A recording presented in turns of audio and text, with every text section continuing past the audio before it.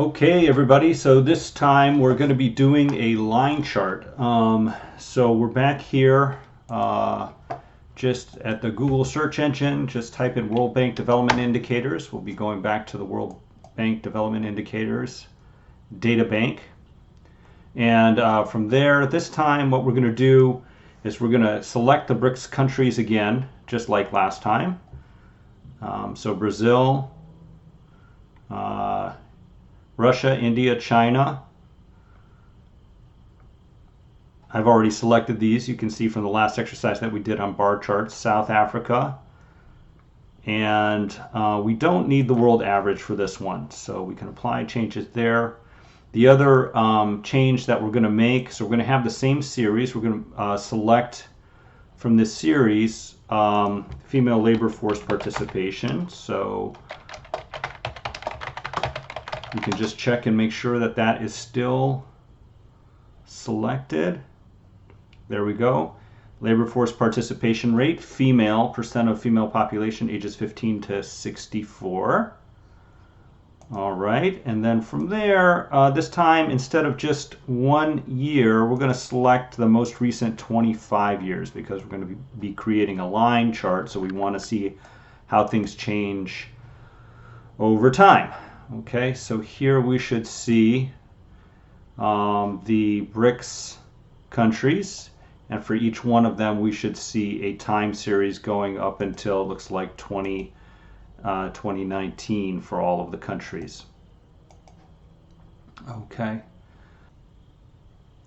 So now what we want to do is we want to download this, download to Excel, and we can just open that from here. Let's see if it'll just open. Okay, and hit enable editing, and probably you want to save this somewhere. Maybe you can just save it to your desktop for the time being. I'm not going to spend time saving it right now, but it's always recommended to save things. So what we can do is we can take these 3 columns out. We don't need those, so just delete columns. And then what we notice is that the formatting of the years are kind of funny here. 1998 bracket year 1998. And we want instead actual years. So we can apply a formula like we learned earlier in the course, equals B1 plus, we're just selecting B1 plus 1. Okay, so now we have 1997, 1998. We can Control C, copy that, and then paste it all the way through this end of the series. All right, and then here we can delete these 2 columns out. All right, so now we have a nice time series, and then basically I want you to delete this country name. We don't need this for this exercise, but I'm just going to cut and paste it for now. You can go ahead and delete it because I want to show you something. So first, let's select all of this, and we'll go to Insert, and we'll go to Line Chart.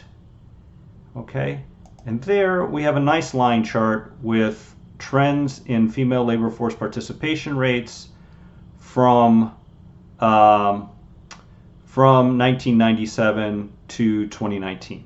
Okay, and this happens to be the most 23 recent years of data because the data weren't available for the most recent 2 years, but you could adjust that by selecting different years in the World Bank database in any case. So I just want you to notice that. Okay, I'm going to go ahead and delete this for a second, but that's essentially how you make the line chart. Go ahead and put this country name back up here, or you can just type country name in there, or just watch me do it, because it's interesting that if we do the same thing, but we don't delete that out, what we get is confusion. Basically, Excel now thinks that this line of country name, this is another row. It thinks that this is another row that we want it to chart.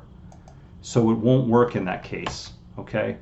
So you need to first delete that out and then produce the chart. Okay, so Go in there and we'll hit insert again, and we will insert the line chart. Okay. And just as with the bar chart, so now we have the years here on the, on the bottom across the x-axis, nicely formatted, actually rotates depending on the size of it,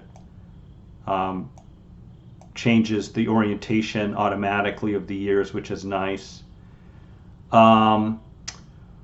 One thing we could do now here, this looks pretty good, but sometimes you end up with a chart where there's too much space down here. So if that were the situation, and we just had a bunch of lines up here in the 70-80% range or something, we might want to select on the x-axis and then format the axis, and then we can change over here the minimum value to, let's say in this case, we don't want to cut too much off, but let's just say we want to change it off to 15, and then the scale is changed. It's preferable to actually have it at 0 if the chart looks decent like that, but sometimes it just looks a little too scrunched, and so you want to change that axis a little bit to make it look better.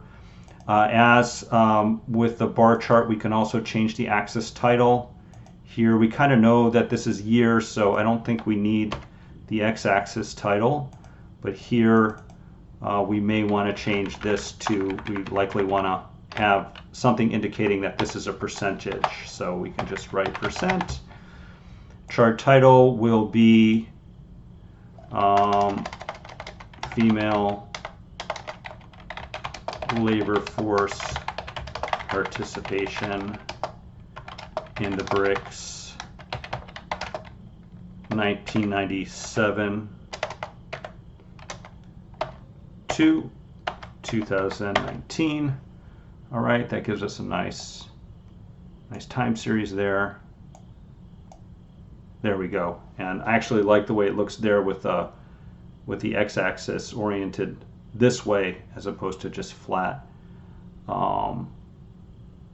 Okay, trying to think if there's anything else I want to show you. Oh yes, you can change the color scheme. You can change the style of the chart. You can change the color scheme by clicking there on color. Also, if you want, instead of clicking there, you can go up to, oh wait, so when you click on that, you can also see change colors up here. Same thing. Okay, so that's it for the line chart.